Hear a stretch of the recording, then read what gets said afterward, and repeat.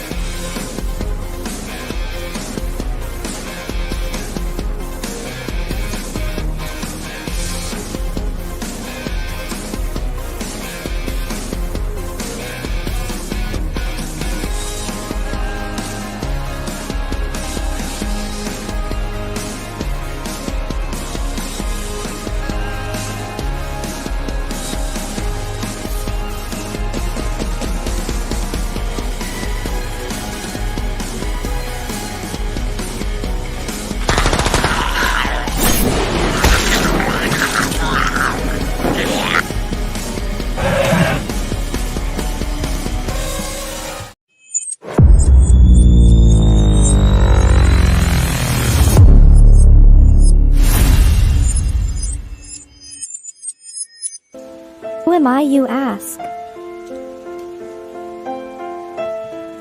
I was created in the middle of nowhere, surrounded by the waste of a dying world. I was bestowed with an insurmountable task: bring peace after decades of death, persecution, and chaos. I am a grandchild of war, destined to help two camps which hate has fueled for far too long. Surprisingly, I am not alone. Have an odd bunch to make the road a little more bearable. Come with me, to bring hope where there was despair, respect where there was resentment, creativity where there was destruction. I am Pinocchio, and this is my story.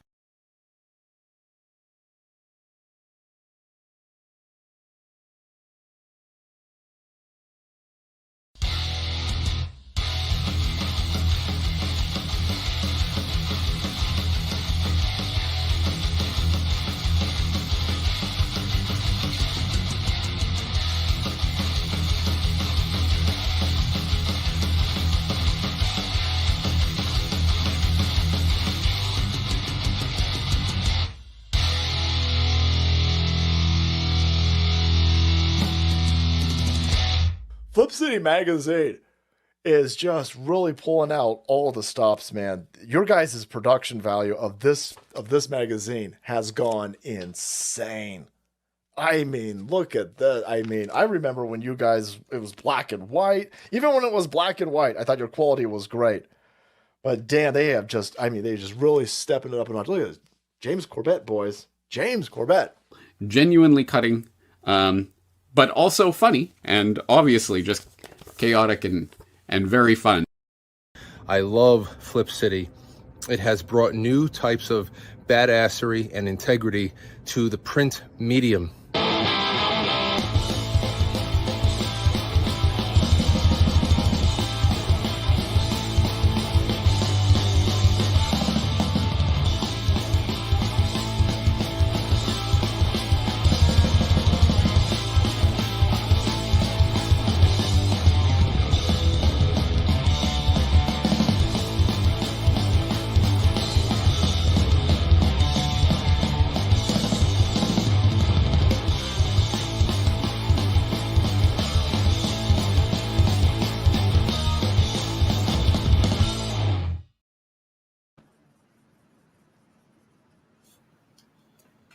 Are we in? Hey, everybody, Dirk Manning here, the writer and creator of numerous comic books and graphic novels, including Nightmare World, Tales of Mystery, Brave but Not Dead, all kinds of stuff. And I am super excited for you because you are getting to watch right now, right this moment, out of all the things we're going to be doing, you're getting to enjoy and revel in the Madness Comic Network. And that is awesome. Thank you for being here. All right.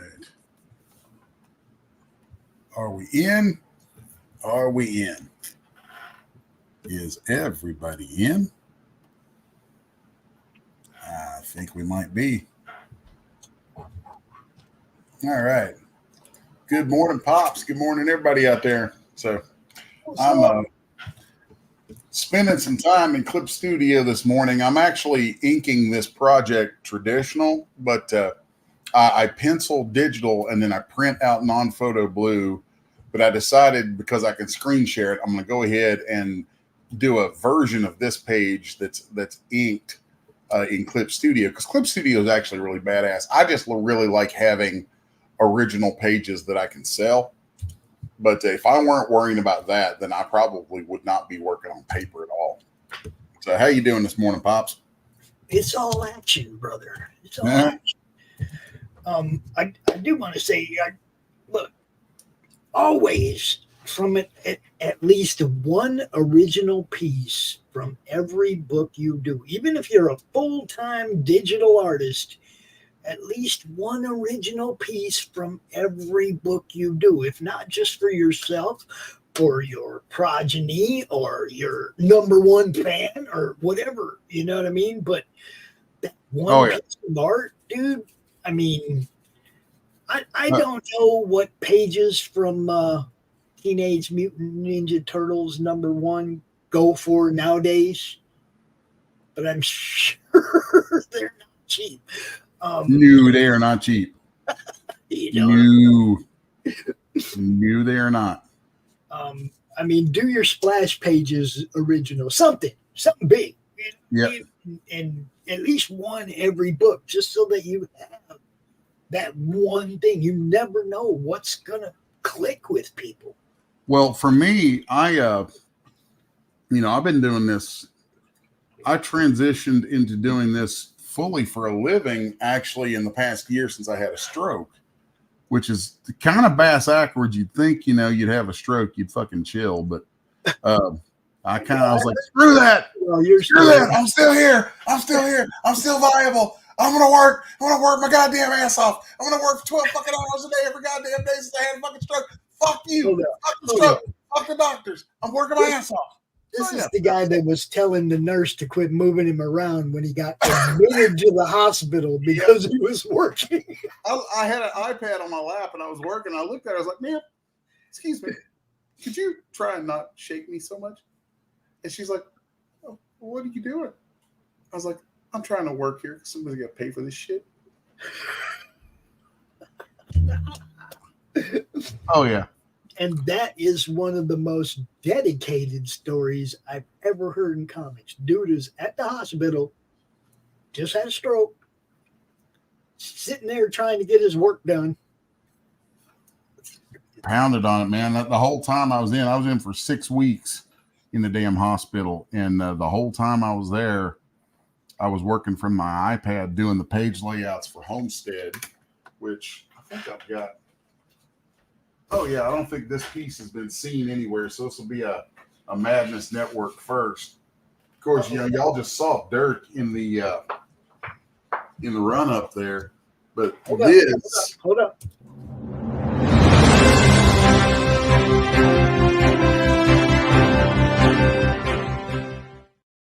That's funny. Let's see how well this will show up on the camera. So this is the art.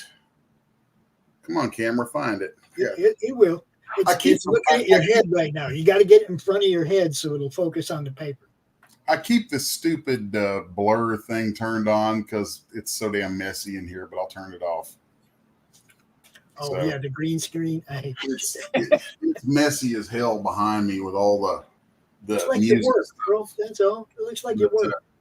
Here we go. Oh yeah, much better. Yeah, there it is. So yeah, this is the art to the Homestead book plate. So if we've got any Homestead supporters watching, when you guys get the book plates or get your books and everything, and they'll have the book plates, this is the art that'll be printed on those book plates. So Most excellent. Most excellent. yeah, I don't even remember now after going in here and changing my stuff. I don't even remember why I was showing that, but anyway, yeah, well, we were talking about original art. So yeah, I actually have a God, I've got so much of it, and I figured out. I mean, because I was doing the layouts to Homestead while I was in the hospital, and I was tempted to just do the whole project digital and be done with it because it's easier. Mm-hmm. It's easier, it's faster, it's production proven. I mean, there's a lot of really good reasons to say screw paper. Control Z. Yeah, being able to undo is a whole lot better than having to use whiteout. Erasers and whiteout, you can't beat Control Z. I'm just saying. Yeah, and I consider my method of working in comics a hybrid anyway, because I pencil my pages digital. I'm like, there's no reason for me to put pencil to paper. There's just not. And I can pull references. I can do all kinds of different things. And there's all kinds of drawing tools inside Clip Studio that it's just way more efficient, and I prefer it. But I really like the feel of inking traditional, and I like having those original pages. So I will, a lot of times I will pencil my pages like this and then print that, because I've got a really kick-ass printer that I can run illustration board through, and I will print non-photo blue on that. And sometimes this is my little cheat, because my left hand doesn't work. Yep. Thanks, stroke. Well, try using rulers and French curves and things one-handed. Just try it. Try it sometime. Anybody. Ain't gonna work. How good is your elbow at grabbing a ruler? I just want to know. Yeah, it ain't gonna freaking work. So a lot of times I will pencil my pages digital, and then I will go in and do like my borders on my panels. I'll go ahead and have those done like this when I print that page out on illustration board, so that I don't have to sit and fight with rulers and things. Because I mean, screw it. So that is a really handy thing. But for this demonstration today, I'm going to go ahead and ink a lot of this page, digitally in here, because it is such a viable tool. So what I've got here, I'm not going to get into what the story is and what the book is, because the publisher behind it doesn't want me to talk about that stuff yet and give things away. So I'm just focusing on the art. But I think a lot of folks are going to really love this book. So anyway, here I am in Clip Studio, and let's just pop out here. You'll see I've got this folder here called Inks. I'll hide that, and you'll see what the page looks like. Of course, I've got, just for vanity's sake, I have my own 6S1 comics, paper templates and all that kind of stuff, just because I think it's cool. It's like Marvel got them, DC got them, Image got them, all kinds of people got them. Like, I wanted my own years ago, so I made it. So then I have all my pencils right in here, donkey. And the inks are in a layer, a folder over that's set to multiply, because multiply will let me see all that through it. And then inside there, I have these panel folders, and panel folders are something very specific to Clip Studio. And as stupid, simple a thing as it is, and you can do the same thing in Photoshop in like about 4 or 5 clicks. I prefer it here, the way it works here, where like I will grab my rectangular frame tool, set it to black, and then when I draw that and release it, it gives me a folder with a perfectly drawn border, an empty layer to draw on, and a background layer there that blots, that makes nothing else show through that. So that's really, really handy. And then it's handy for doing your page layouts, because like on this page, if I remember correctly, I probably started by drawing one big panel, and then you click on it and you go to your layer properties, and it gives context sensitive tools that you can get to. And one of those is a layer cutting tool. So if I'm correct in my recollection, I probably started out with a big panel like that, and then I sliced it. I said I sliced it. Why is it being a little bastard to me right now? You got to remember, StreamYard is a resource whore. You got to remember that. StreamYard is a resource whore, and it's going to slow down everything else on your computer. So there it goes.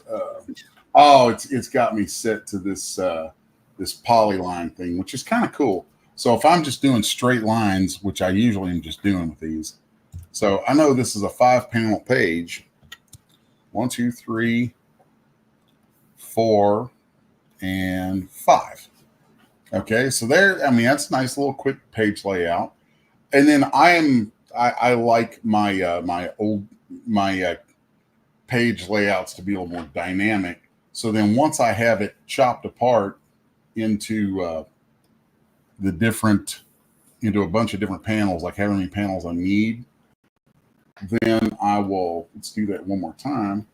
Let's see, I want to make sure that under drawing method, I have this, let's see, I believe that's the one, divide frame folder and create empty folder.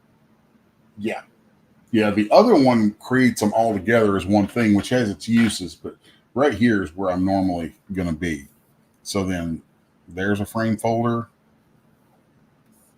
There's one, 1, 2, 3. It's 3, 4, and 5. Okay, well, let's turn all that off and that off just so I can see these here. And you see how it created each of those individual. So then that allows me to start playing around with them. So like this guy right here, I know I would want that to be kind of in the back and an inset sort of panel. So then I can manipulate that panel like that. Bring that in. Did it not create my my filler layer in there? No, it didn't. Well, it's going to be a butthole. So let's try this once more with feeling. All right. Let's see. Create new folder. Create new frame. Like that. And then I want to make sure. Yeah, there it is. So it's going to divide the frame folder and duplicate inside layer. Okay, so there. 1, 2, 3, 4, and 5. Now I'll just collapse these down so I can see them and navigate easier. Then I'm going to pull this guy down. And then from there, you'll see he's behind the other ones. And it makes everything kind of blued out like that so that you can tell what you're working on. So let's drag him like that. Then let's see, I want that one right there because that one's the panel leading into the page. And then there's settings in here where you can tell it to snap these together.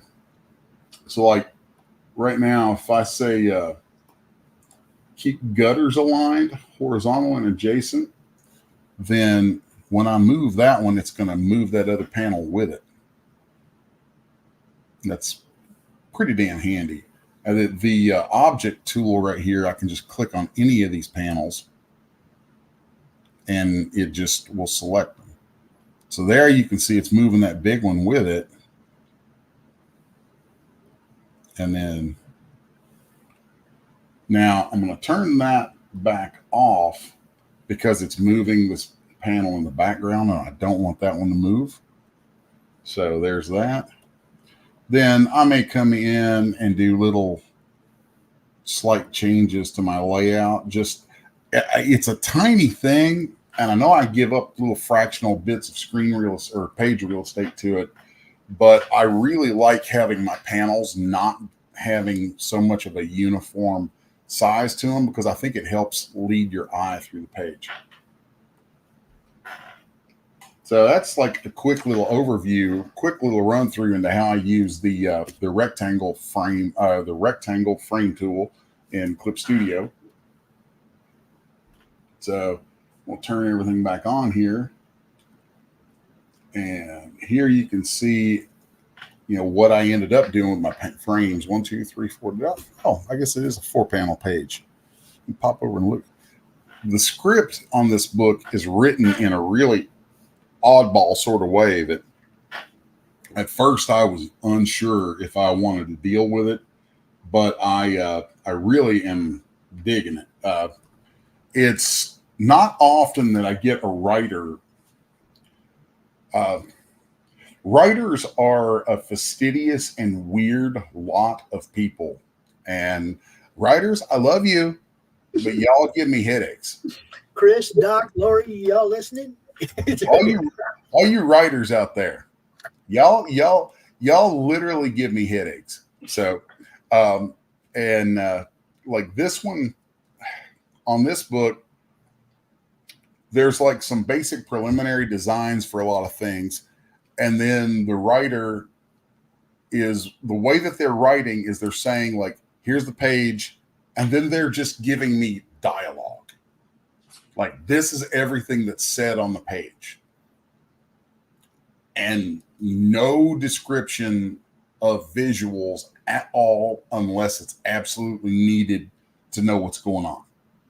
So they're leaving it, it's almost the opposite of like the Marvel way, where, it's in a way, like with the Marvel method, the old school Marvel method, Stan Lee would hand the artist a synopsis of what he wanted on a page.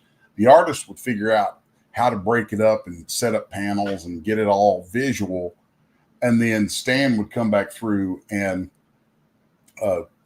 write the word bubbles and everything, write all of the narrative and dialogue based on what he saw there in the art, which is kind of cool because by the time the artist gets done with it as a writer, you may look at that art and what you thought was originally going to be said. Some of it may not even need to be said. If the artist is really doing their job, that's going to be the case more often than not, is you're going to find there's a lot of stuff that you were going to say that doesn't need to be said.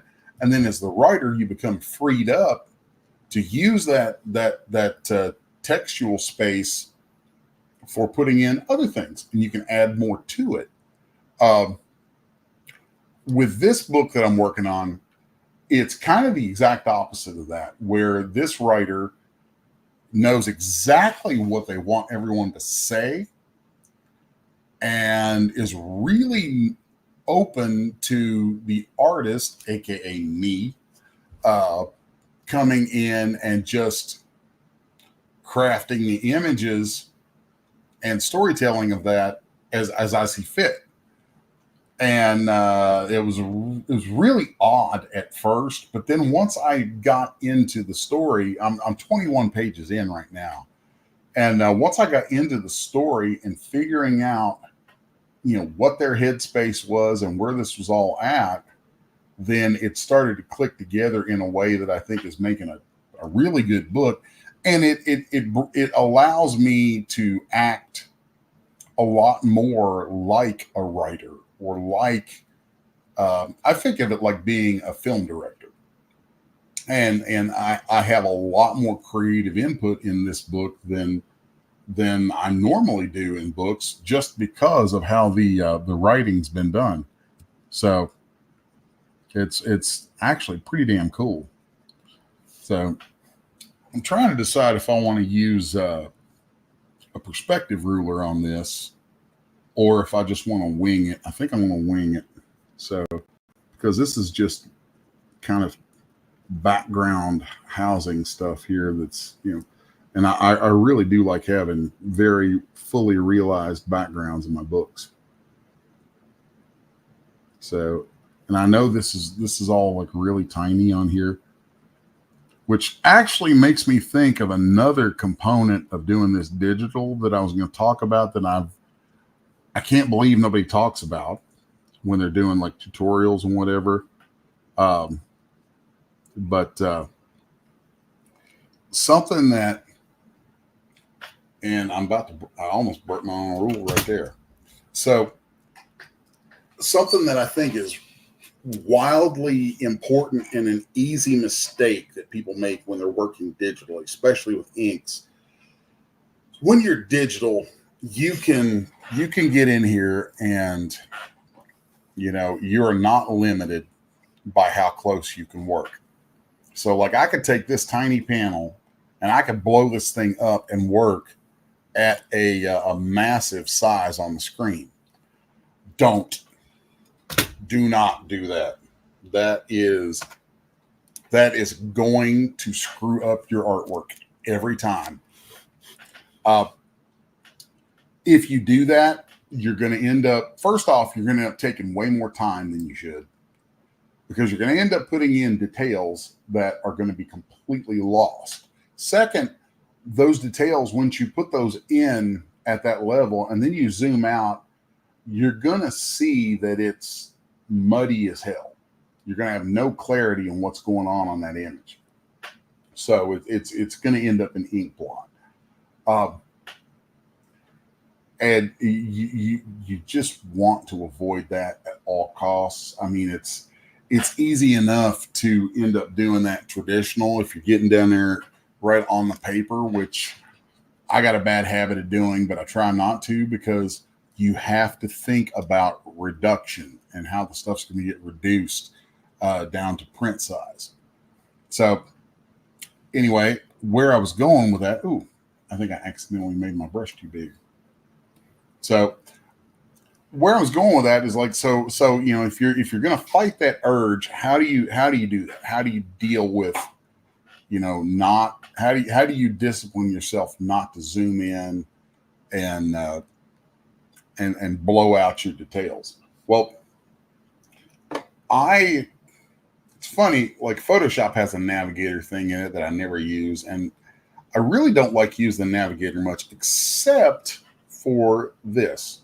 So there's a thing that I'll do where I have taken a piece of 11 by 17 artboard and I'll put it up to my screen, or up to my Cintiq, whatever tablet you're using. You take an 11 by 17 piece of paper and lay it against or hold it against your screen, and then take your 11 by 17 on screen and zoom in and out until you can see it side by side with a physical version. And then what the magnification on screen is that's going to have you working at the same size you'd be working at on the physical paper. So like I know that 16% magnification in here, or a 16 zoom value, is going to have me, and I just accidentally hit my scroll wheel. 16 is going to have me right at a 1-to-1 ratio between what I'm doing digital and what I would do physical. So then from there, just don't hit that zoom crap anymore. Or from time to time, maybe maybe I'll hit Control-0 so I can pop out and see the whole thing. But then I will type that value back in so I know I can get there. Now, one of the things I'm hoping to eventually add to my rig here for digital stuff is, and it's just, they're expensive. There is a hydraulic arm that I can get that'll put this Cintiq on the arm. So then I can turn the Cintiq portrait and work on the full 11 by 17 page on screen like that. That would be nice. I'd really like to do that. But, that's like I think it's like a $500 arm to mount that thing on. And that's pricey. So maybe next year, maybe after I've got a few more books out and, hopefully some of them sell pretty well. And, y'all should buy my books so you can help make sure I get that. But, so anyway, that's just talking a little bit about the whole Zoom factor and the issue that I see people have with that doing comics digitally. So I'm going to hop back into the inks on this now. And did Charles ever make it in with us? No, sir. I don't think he did. Well, that's fine. So who are we talking to here, Les? What's up? So I'm going to keep going in here and... You got a fan in the chat, bro. Oh, who we got in the chat today? Michaela Garner.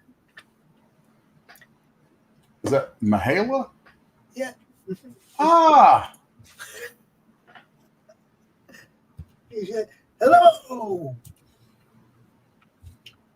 That's funny. Michaela Garner.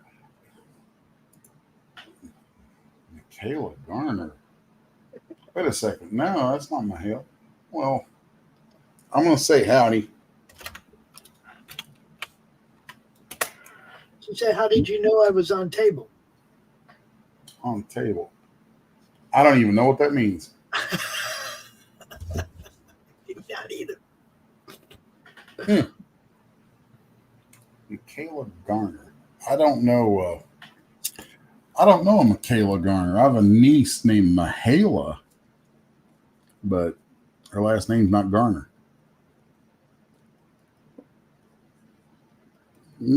Well, thanks for hanging out, coming on board the dealio here today. So I'm going to get in here and ink some shingles. Yeah, the glamorous life of a comic book artist. I'm inking shingles. All right. And I've got some trickery for doing some of this stuff. So there's that. And so in Clip Studio, if you tap and then hold shift, it'll draw straight lines. And that's really, really handy. Another one of those things that's like, not being able to use rulers and stuff very well traditionally, that's a very, very handy thing. So then I'm going to come in here with a little thicker brush. Oh, this is the other point that I was going to make about screen resolution and getting everything, to where you're not muddying things up when it gets shrank down, is once you get yourself situated with a magnification that works well for the physical size, play around for a little bit and then build yourself a brush palette of appropriate size brushes that kind of correspond the same way to things you'd use in natural media, and it'll make your life so much easier. Like this 5-point brush right here is basically the equivalent of a 0.01 micron.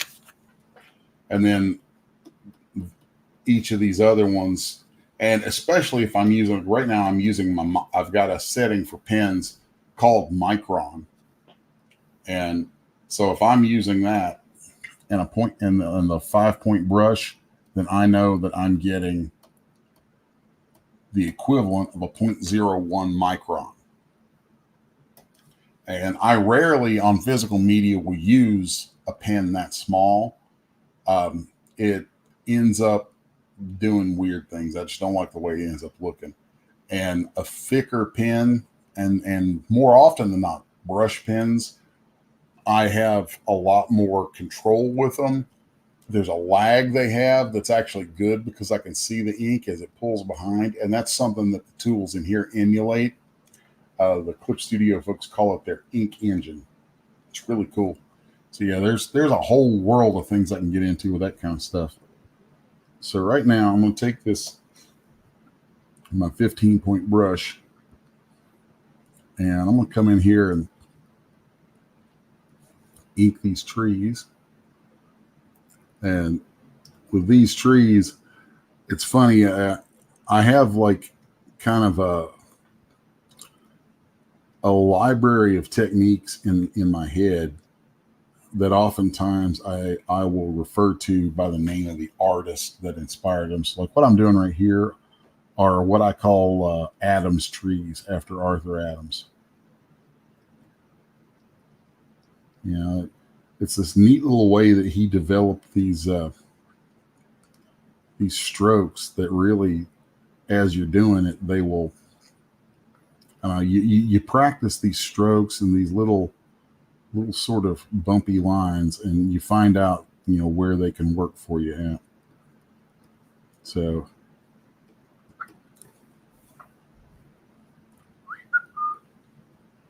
I'm just going to kind of ink through some of this. And most of what I do if I'm inking digital is really analogous to what I do physically. Like right here, I would ink these trees, and you can see I'm inking kind of into some of the house right there. Now, on physical media, I would take white out and blot that back out before coming into it. Here, since I'm set to multiply, I can select my white, and we get that effect. So, I need you to look at the screen so you can see what the people see. What are they seeing? Oh, shit. Yeah, it's funny. On the stream, this is probably going to be real tiny because I'm working with it. I'm working with it like at size, like I was talking about. So then when you go to stream it, it's tiny. So like if I wanted it to show up better on stream, I'd probably zoom in. I just wanted people to see exactly what you were doing. Oh, yeah. It was so far away, we couldn't really tell what you were manipulating with that, Gotcha. So I'm going to pop back in here and doink, doink. And yeah, I make stupid noises a lot while I work. It's goofy. Yeah, I'll sit here and be like, doink, doink. I talk to myself. I talk to dogs. And people, can I tell you? All right. So, and this is part of why I'm not ruling this stuff off and keeping it really, really super tight is that the scene is after a bunch of destruction has happened. So that affords me some looseness in the way I go about that. Now, here's a neat trick. Okay. So like I did the characters on their own layer there. And now that I've got those done, I got a bad habit of flattening my layers back out so that it cuts down on my file size. Right here, I'm going to show how in Clip Studio, see, there's a few different ways to do this. I want to add, see, I've got what I call my Adams trees in here. Let's add a few more of those while I'm thinking about it. So, and you see right here, I can start drawing over here and keep going because these two characters in the foreground, I've actually filled all their space with white where it isn't inked. And that allows me to kind of play around behind that, which is really, really handy. Okay, so there's that.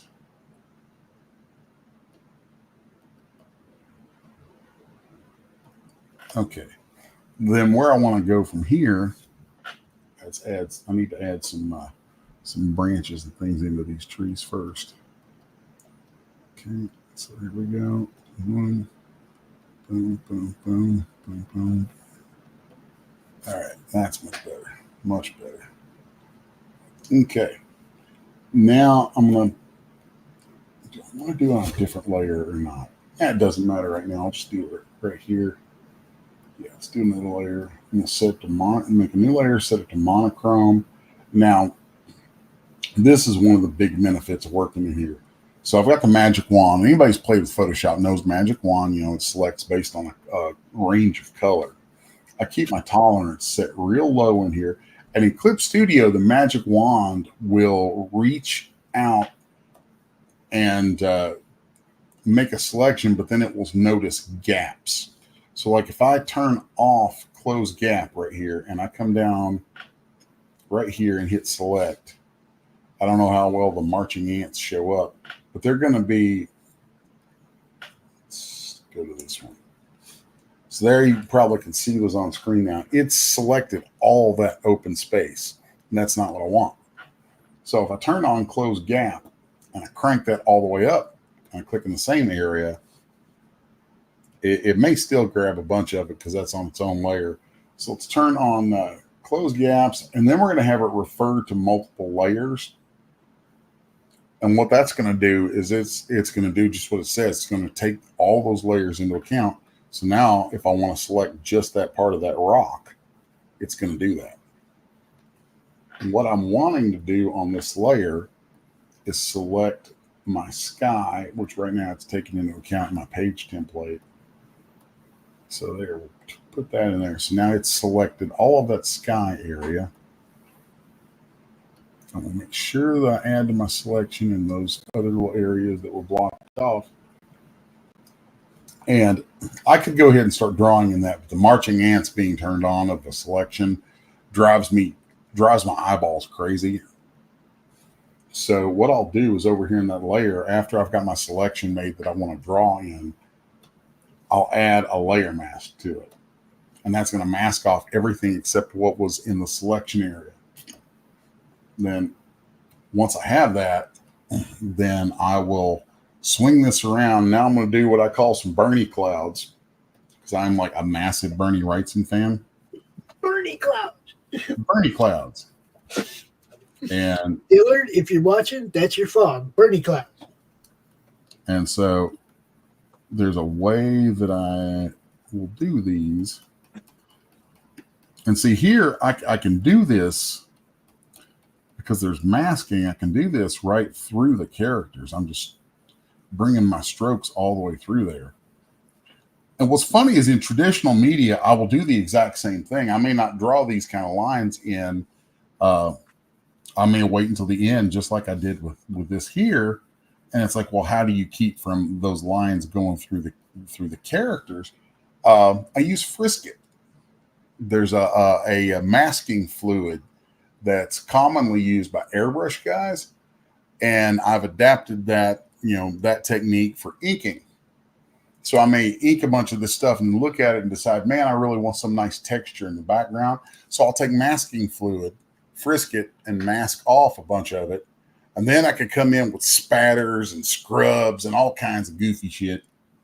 And, that will, all that stuff will hit. And then when it dries, I'll take my thumb and rub the masking away. And it's the exact same effect as here when I'm using a masking layer. So that's kind of a cool thing that, so much of this stuff is analogous between physical media and digital media. And it's like the more you understand how they translate back and forth, I think the better an artist you are in either area.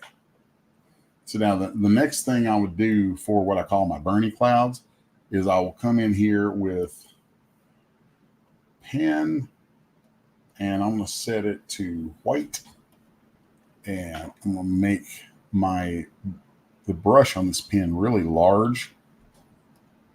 I don't know if you can see the circle right there. And if you hold the Control key and the Alt key and click and drag on screen, then you will interactively set the size of your brush. So, let's make that a little smaller. And then do that. And see, I don't know for sure because I've actually never gotten to see one of Bernie's ink, really elaborate ink pieces up close in real life. But studying his work, I can't imagine that he was not putting down lines, maybe even with masking like I was talking about, and then coming back through with white paint and knocking them out to create that effect. So there's that panel is done. So now let's turn my pencils back on. And I got this big fat dude here to do. This is going to be fun. If he says I got this big fat dude here to do. What's that? I'm just giggling. Go ahead. Carry on. Yeah, it's usually a comment you only hear from working girls.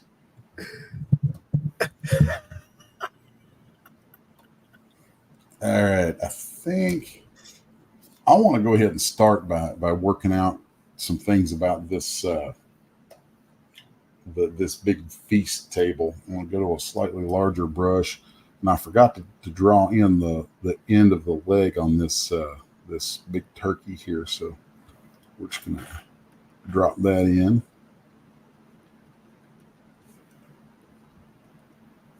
Okay.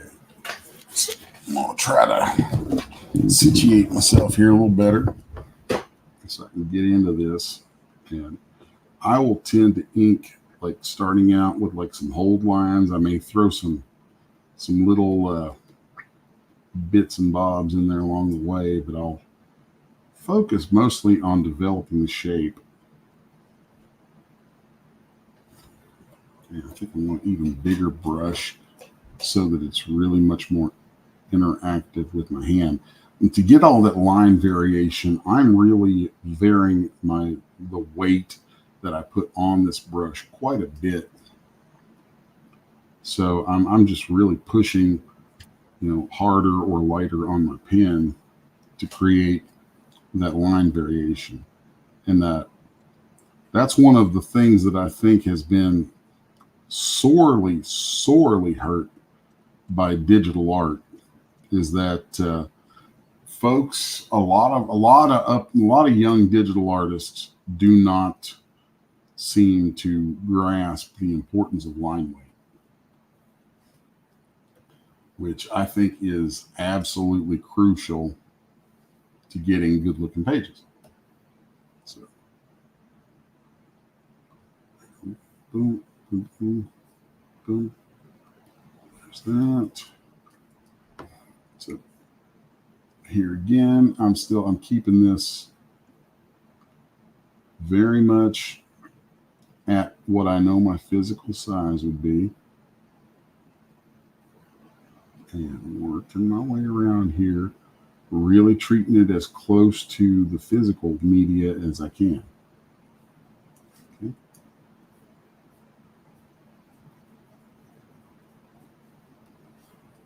And then right here, we do a smaller pen.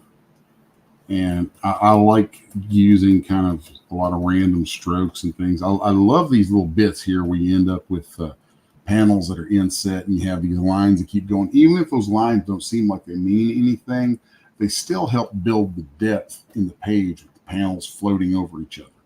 And I'm a big fan of that. I feel like, that's something I want to say that stuff started really happening more and more in the 80s. And then was taken to extremes in the 90s with the guys at Image. And, I've seen some people with much simpler styles since then try to dial it all back to this real retro, thick line, simple page sort of thing. And I don't like it. I like my stuff to be dynamic. What's up, Grey Wolf? Grey Wolf is in the chat. What's happening? Yo. So I may kind of zone out here for a second while I'm doing some rendering on this. I'm drawing that feast that fat guy's about to dig into. Oh, yeah. Yeah, I mean, He's a nasty character too. That's what I was laughing at earlier. You said, I got this fat guy to draw.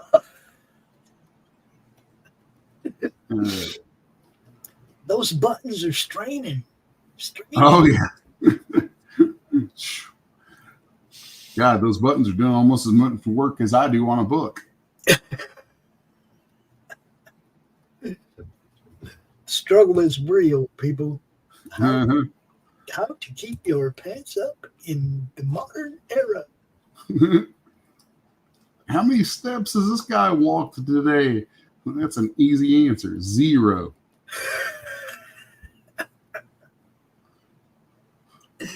We'll say it's under 100. Somebody get this fucker an elliptical fast.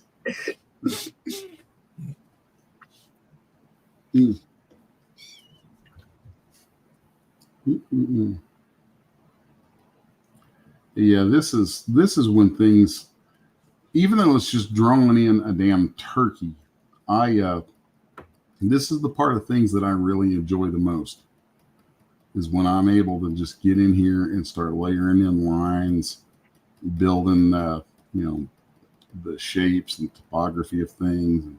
Can we get a little butter sizzling down the side of that? Oh yeah, let's throw in a little butter pat up on here, and then just a little butter sizzling on down the side of that. Just a little drippy drip. So normally I don't draw the kind of books where you have drippy drips in them, but we'll put one in here for you.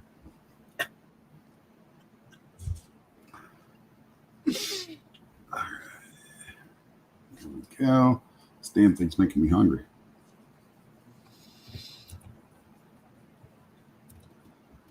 All right. That's pretty good. It is a very dead morning out on StreamYard. I mean, out on YouTube. Very dead this morning. Yeah. I mean, we always got people over there on Twitter at the Critical Blast watching, but, I mean, I always get good numbers off of Twitter. I might have to go ahead and consider paying that $8 if we ever start making any kind of it so it pays for itself. You know what I mean?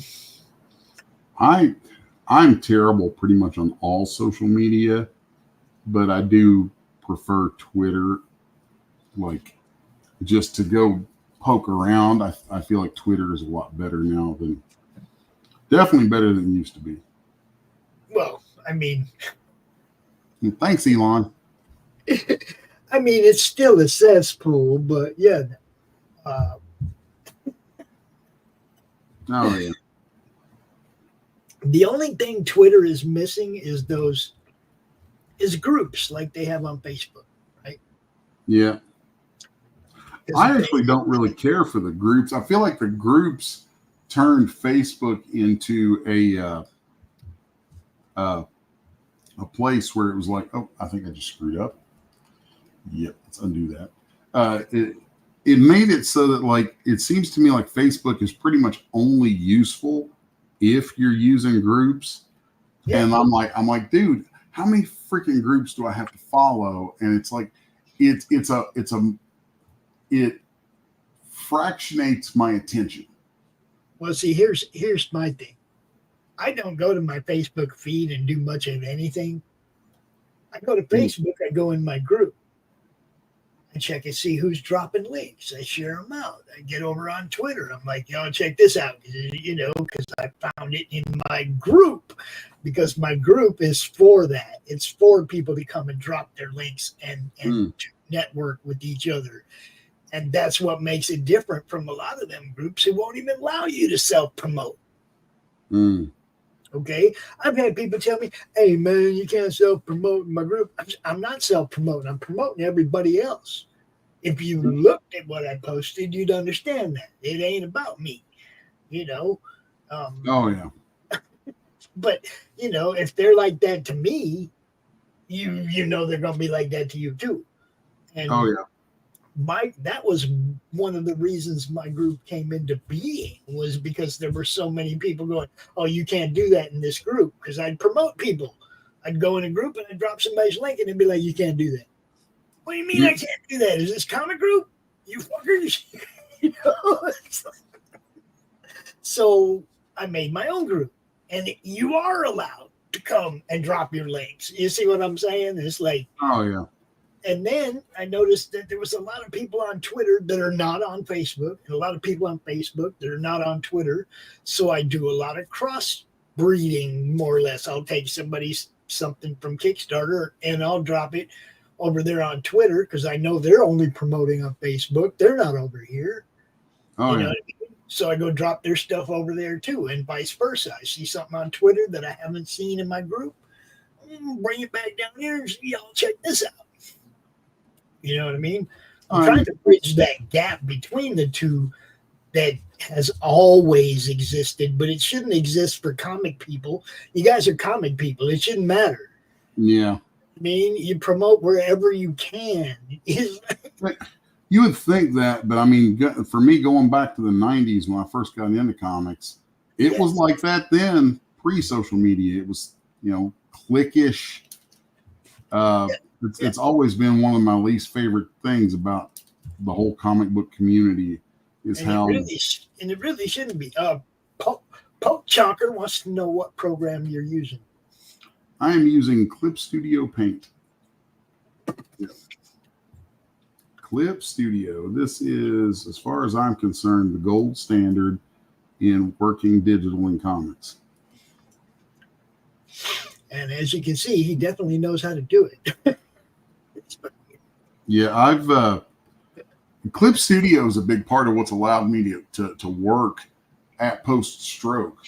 It's like again, one of the reasons I pencil digital now is if you're drawing, you really need to be able to manipulate that paper and turn it to get different angles and things. And my left hand is not going to do that.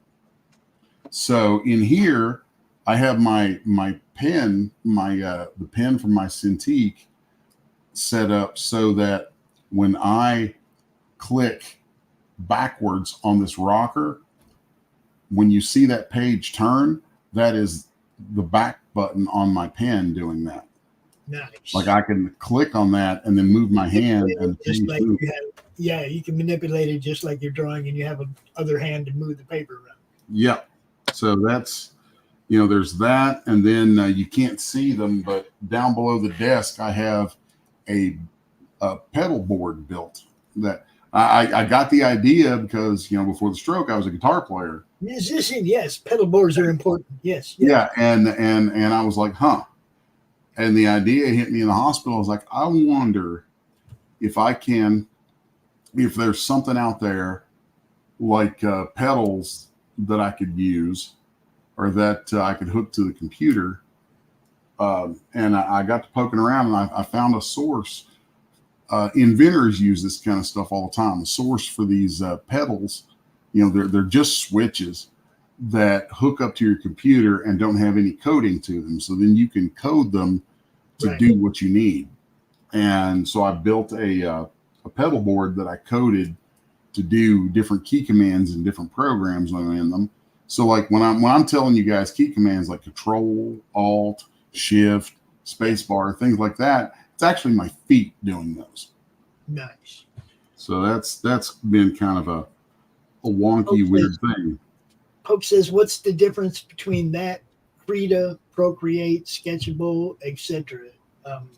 I heard you say it's the gold standard, so I'm just going to assume you believe it's the best one of the bunch. Yeah, bar none. Especially if you're doing what I'm doing right now. Now, if you're doing painting, like digital paintings, I still think it's the best, but the gap between it and others is much tighter. But when it comes to doing this, to doing like inks and inking comics, I'm like, nah, others can't touch it. Not even close. And it looks cool. He likes what you're doing. The reason I say that is this thing that they built into the program, and this has been the core of the program for 20 years. Has it been 20? Yeah, it's been about 20 years. They call it the ink engine, and it's got all these different ways that it responds to a pen and different kinds of pens that you use on it tend to be a little different. Like if you use a Huion, I don't like the way the Huion works with this. There's a buttload of different styluses on the market now for drawing. Personally, if you're going to do serious work, you need to be using something from Wacom or XP Pen. Those are the two big dogs when it comes to the drawing, the tablet monitors to draw into and all that. And the reason I say that is those two programs interact with those two companies, their devices interact with this program perfectly.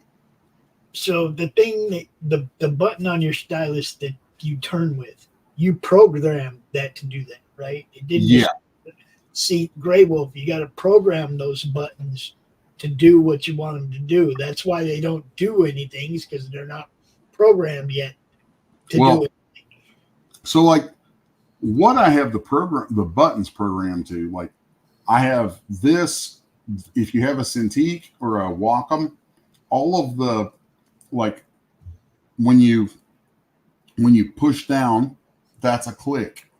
You push down and hold your drawing. You can then set up the front rocker and back rocker to be different kinds of button clicks. You set those up in your Cintiq preferences. And then, so what I did is I'm like, okay, I'm going to set this to be that key, and this to be that key, and then my pedals to be different keys. And then I go into the preferences, which right here, let's see. So like right here, you can go into the shortcut settings, and you can get to everything inside this program. I mean, you could take anything in this program and set up a shortcut key for it. So, I sat down and very methodically mapped out all the keys and things that I needed to go, okay, I've got this on my pen. I've got these that I can do with my pedals. Just work that out so that everything I need, I've got. Actually, I barely even use my pedals on this. I use them for basically copy and paste from time to time, or, I'll hold control to click things or alt to click things. Most of the time I'm in here is just like this, where I'm just in here drawing. And then I'm not even really using the pedals that much, and it's all from the pen. And it's totally feasible if you're using a Wacom device to set up your pen so that you can do probably 95% of what you ever want to do just from holding the pen. It's really cool. Now Poke's cracking jokes. He says, I have to zoom in. Is that Snow White arm wrestling the evil queen? No. See, that will clear up a little bit with color, but that's one character handing a set of slippers to another, and I'll leave it at that. Oh, Cinderella and the evil queen. Okay. No. I'm just fucking like you. Yeah, I don't want to give it away, because the publisher, if they watch this, they'll be like, dude, don't talk about it yet. We've got marketing to do. No, not going to talk about it. Just you get to look at it for a minute. You get to look at it. You get to watch it come to life. Now, here's a neat little trick that I'm going to pull with this layer, is where I want to start drawing from right inside this line right here, and I'm just going to pull right around here. I haven't let my pen up and come all the way back around here. That way you can't see it. But like if I pulled this up out of here, you'd see I just put this big line all the way around that. Mm-hmm. So now I put that back inside here. I'm going to control click on the mask for that panel, and then hit advanced fill. And it's going to fill everything that doesn't have anything in it with white. Of course, you can't tell that here because it's set to multiply. But if I set that to normal, you'll see you can't see anything through that now. Then from there, I'll select that layer and grab my magic wand. And come on. Let's turn that off. Don't worry, Poke Choker, when this thing is ready, Poke Chonker, whatever. Don't worry. We will be promoting this book when it is done, when they start marketing it. You'll see it here, and then you'll get all the content that goes with it, you know. So what I've done with that is I've filled all those blank areas with white in that layer, and then I can come add a layer below it. And when I start inking on that layer, what I did in front of it, you know, what I did with that other one is just there. And it won't, you know, I can ink behind it. So that's a very handy method of working. Right. Now, I am going to say it is afternoon, so. Oh, it is, and I've actually got meetings and stuff I got to get to pretty soon. But that's why I was reminding you. It is about your time. I know you were limited today, so your hour is up. Cool. Well, on that note, I'm just going to say, you know, for folks who are watching this, you know, if you dig this kind of thing, we've done, you know, been having a lot of guests and things on, but this is really the kind of content that I had intended the show to be about. And if y'all dig this sort of thing, let me know, and you know, I'll try to keep it on the tracks a little bit more and stay focused on this sort of stuff. So I'm gonna pop back over here, and I like that you do both. I think sometimes you're out here and you're just doing this, even when you have a guest, as long as you're drawing. Well, the thing that I really want to do eventually is start having guests come on and share their screens, and we'll draw together, which I think would be fun. So I'm taking a quick look over here. You know, who all we have hanging out with us today, man? We got Grey Wolf and Poke Chonker and Poke Chonker. Yeah, I first read it. I said Poke Choker. Me too. Me too. I did too. I'm just saying. He wants to know: do you add the words, balloons, or does the letterer do that? Actually, on this book, I'm going to be doing the lettering, which is not normal. Usually, somebody else does the lettering. Well, I'm debating with myself about pulling back from doing the lettering on this because the art in this thing is crazy involved. Let me pop back over here, and I'll just open up a different page so you can see just how nuts this is. Let's go to this one. There's two different pages I'll show real quick before I have to take off. So, and then let's set that. He says Poke is in Pokemon. Poke is in Pokemon. Huh? There we go. Oh, dude, that's badass. So it was the only name that wasn't taken when he signed up for Pokemon Go.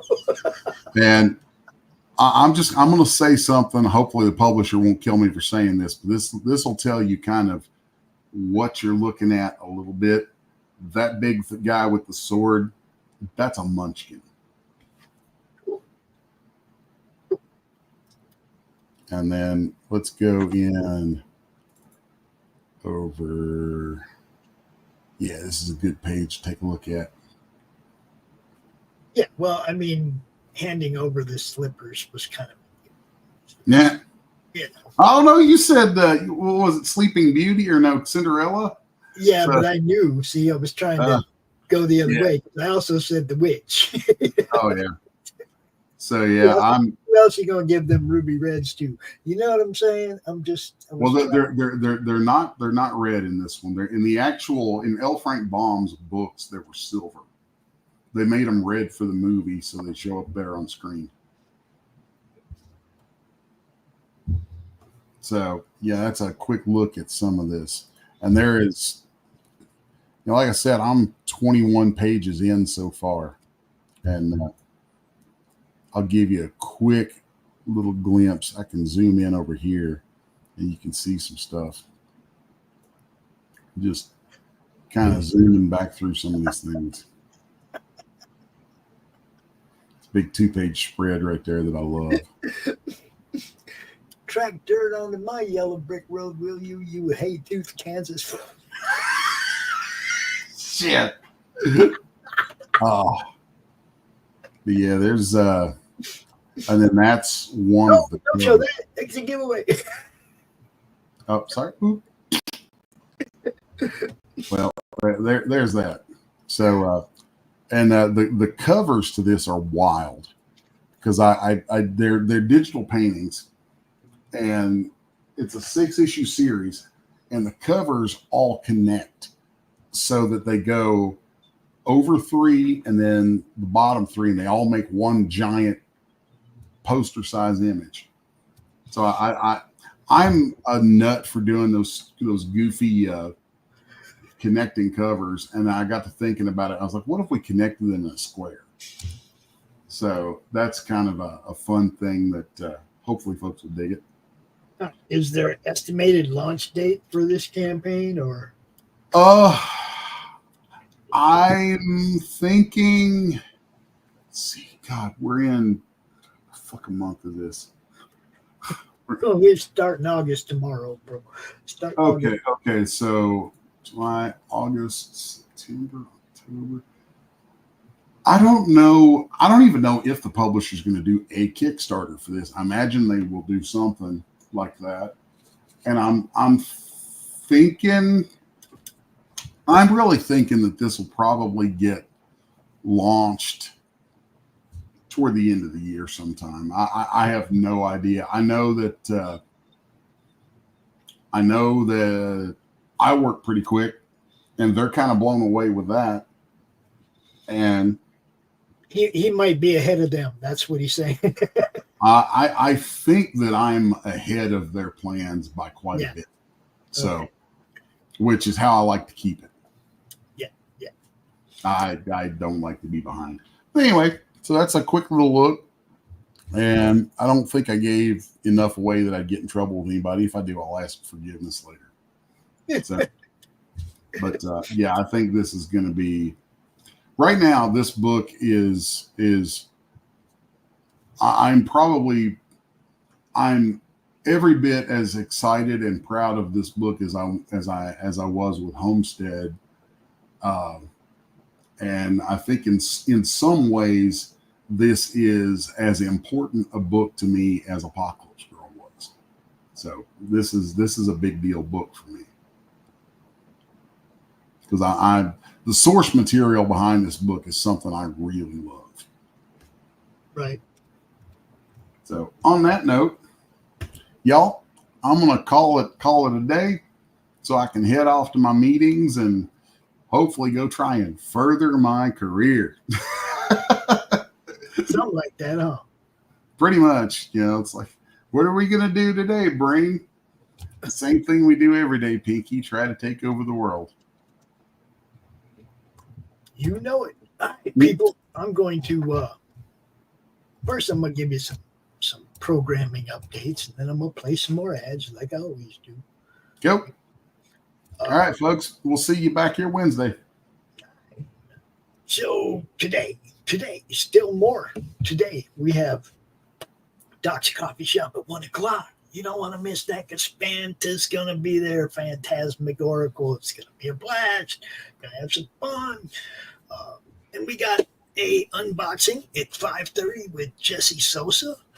And then we're going to have some still Toking at 7 o'clock, Silverline at 8 o'clock, the Baron Earls Show at 10 o'clock. It just keeps coming at you, people. What can I tell you? We're having fun. Peace out, everybody. Later, y'all. Oh, and this one ends like today or tomorrow, so go check out Phenomenova.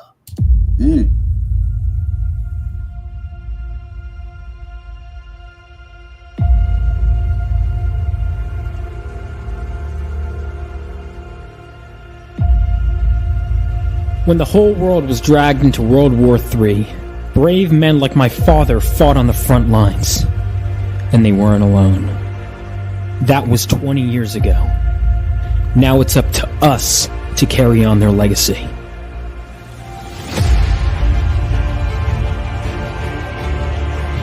And every so often, the earth from which we come gives way for something new, something greater to be born.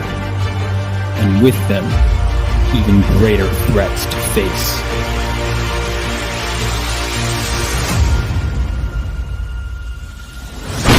Bring it on!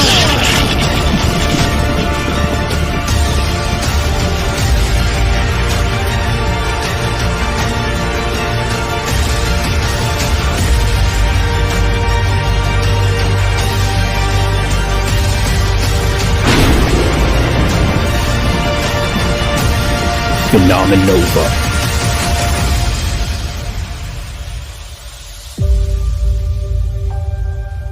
For you, Dad. For you.